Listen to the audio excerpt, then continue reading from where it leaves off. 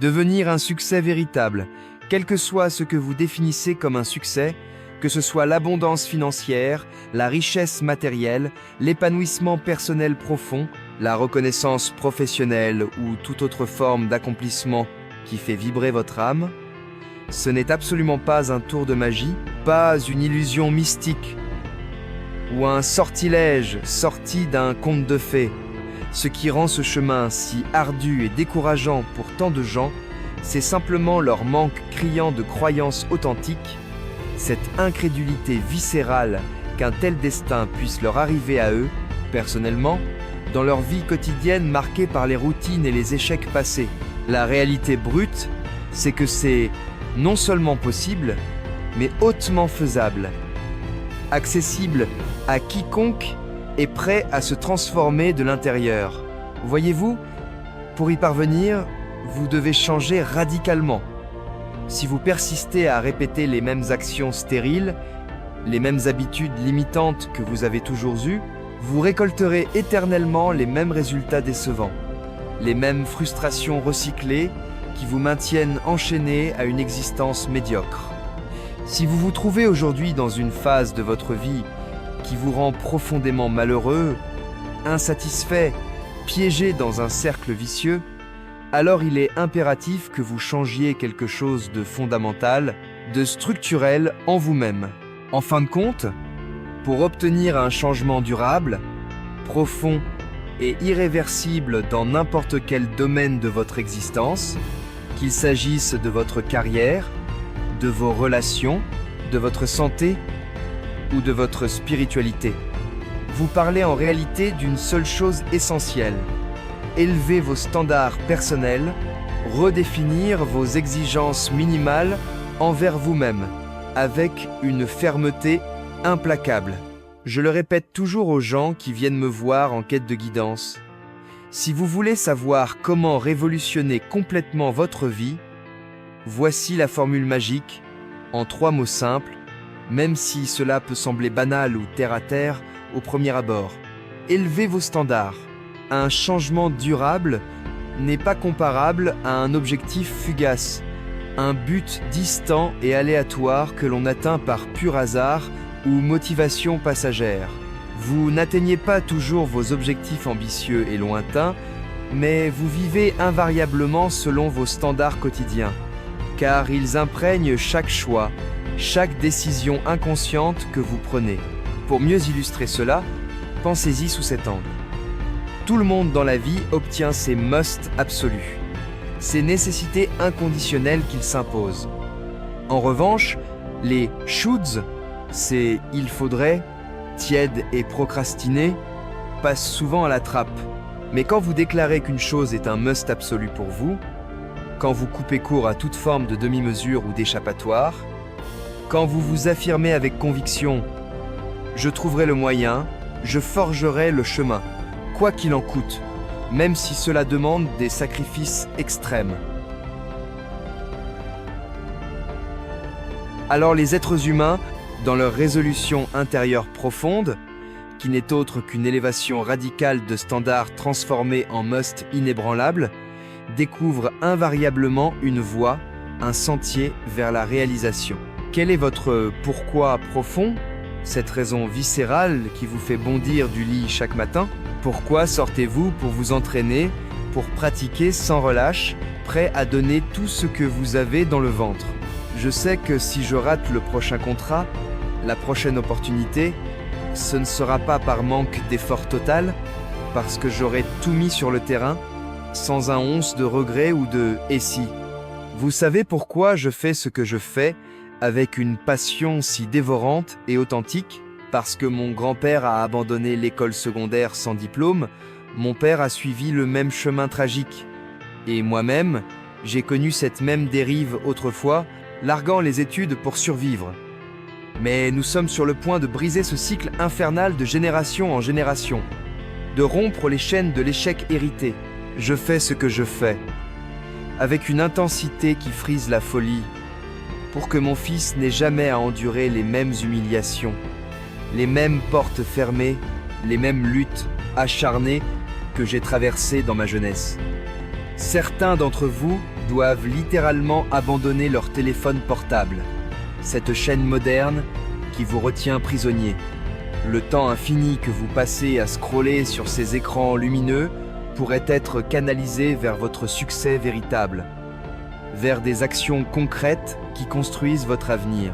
Au lieu d'investir ces précieuses heures dans la progression, vous les dilapidez sur des distractions superficielles qui ne vous rapportent rien d'autre qu'une facture exorbitante à la fin du mois et une dépendance toxique.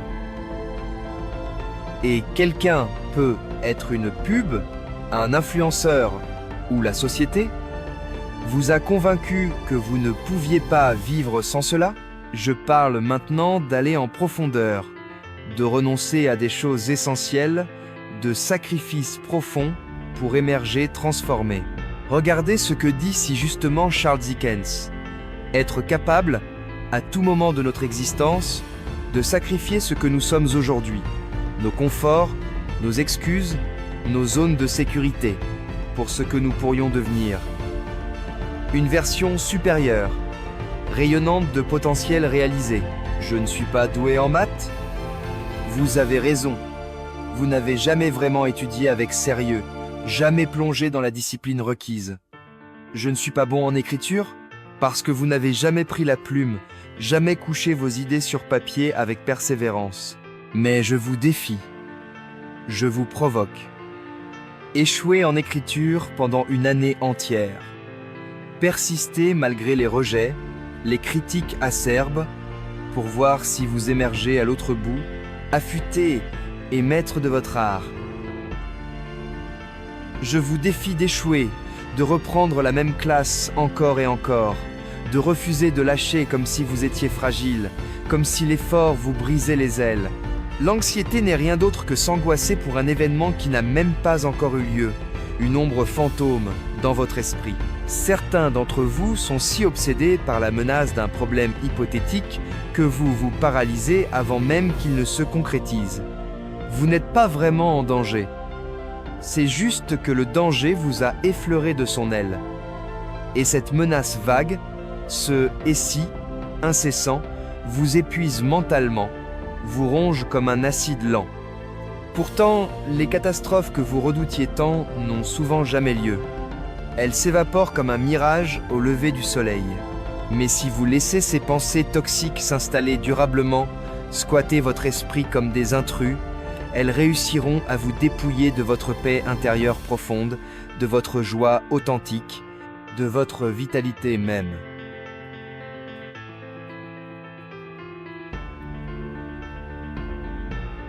Vous vous êtes convaincu de la défaite avant même d'entamer le combat.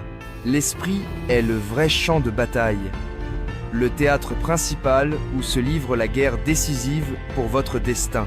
Le combat rage dans votre tête, et vous devez y jeter tout ce que vous avez sous la main, sans retenue ni calcul. Vous ne pouvez pas lancer dans l'arène ce que vous souhaiteriez posséder, du talent emprunté, de la chance volée à votre voisin. Non, vous devez utiliser ce que vous avez réellement, vos ressources limitées mais authentiques. C'est précisément cela qui sépare les hommes des garçons, les champions des suiveurs. Savoir jeter tout ce qu'on a dans la mêlée, sans peur. Si vous ne le faites pas, ne me chantez pas que vous voulez quelque chose de grand. Prouvez-le par des actes concrets, par un engagement total. Il faut un courage immense pour réussir véritablement, pour braver les tempêtes. Il est infiniment plus facile de ne pas réussir, de se complaire dans l'inaction confortable. Si vous refusez de faire des vagues, d'agiter les eaux stagnantes, alors embrassez la médiocrité. Soyez banal, normalisez-vous pour vous fondre dans la masse. Si vous êtes plus préoccupé par l'opinion des gens que par la voix de Dieu en vous, alors neutralisez tout ce qu'il a déposé en vous de unique et de divin.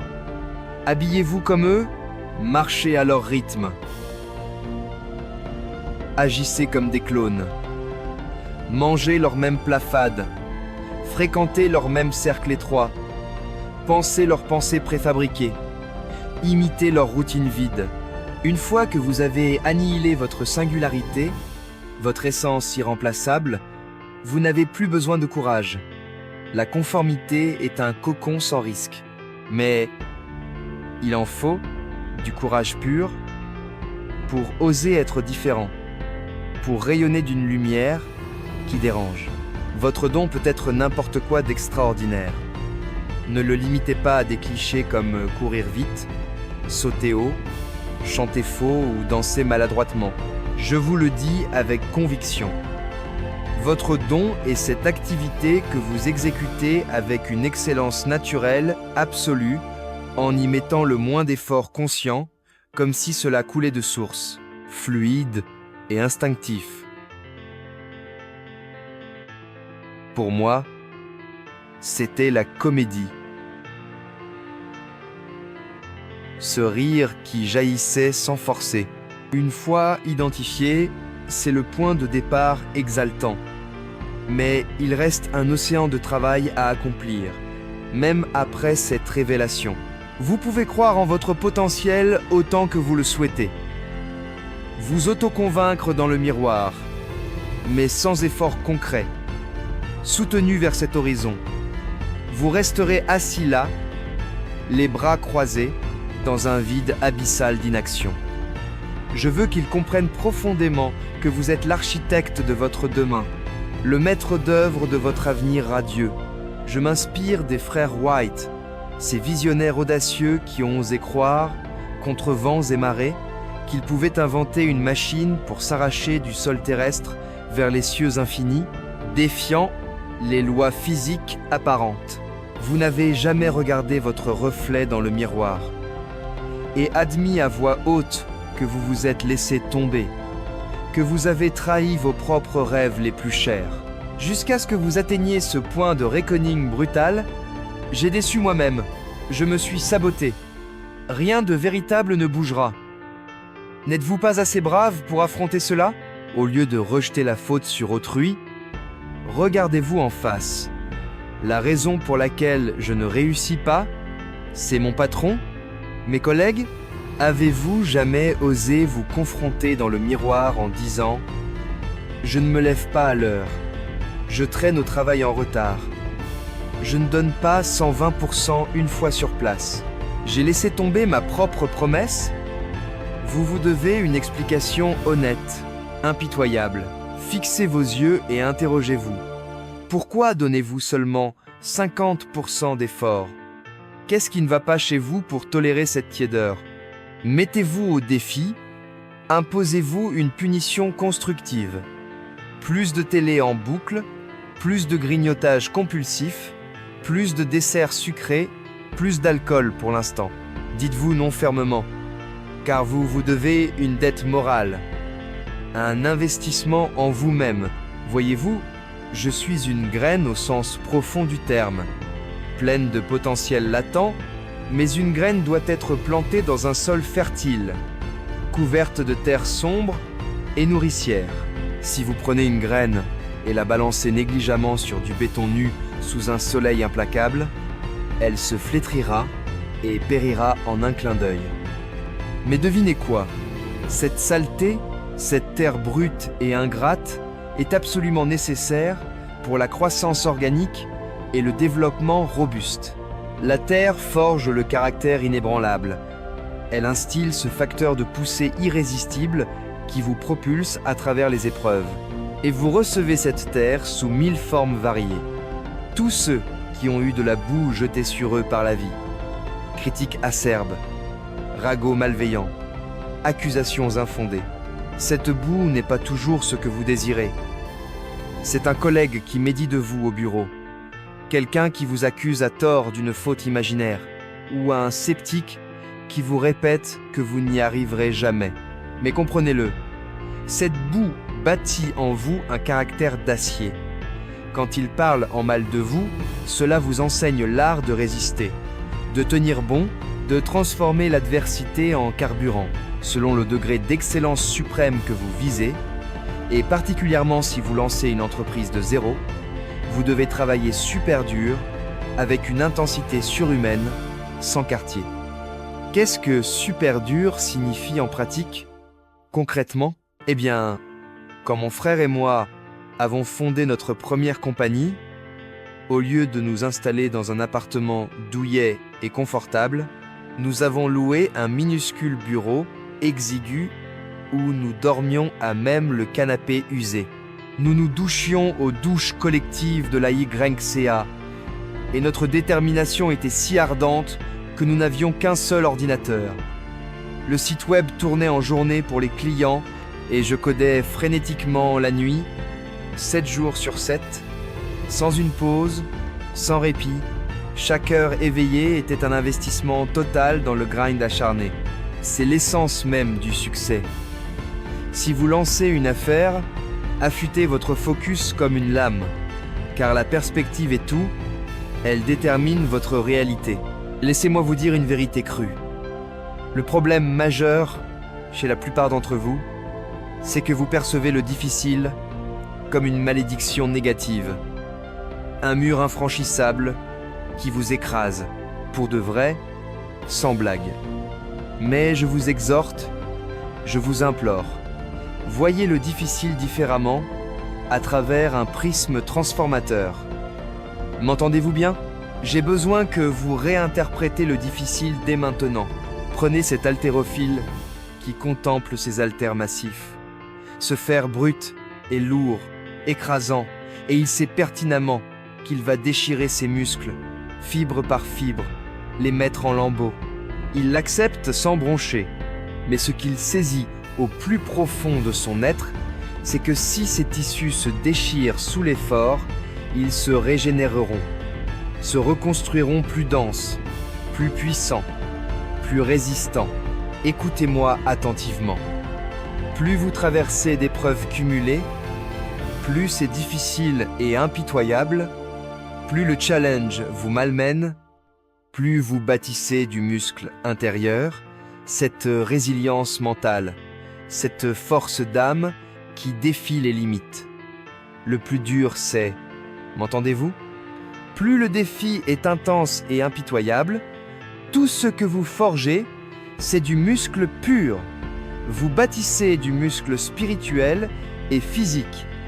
Ne quittez pas le ring. Ne capitulez pas face à la fatigue. Ne fixez pas les poids avec une peur paralysante. Écoutez, vous ne devenez pas plus fort en les contemplant passivement. Vous ne gagnez pas en vitalité en les regardant de loin. Vous progressez en fonçant dessus, en les empoignant fermement, en les repoussant de toutes vos forces jusqu'à l'épuisement. Poussez à travers ces obstacles, traversez-les comme un ouragan. Il ne vous accablera pas au-delà de vos capacités. Vous pouvez y arriver. Vous le pouvez absolument.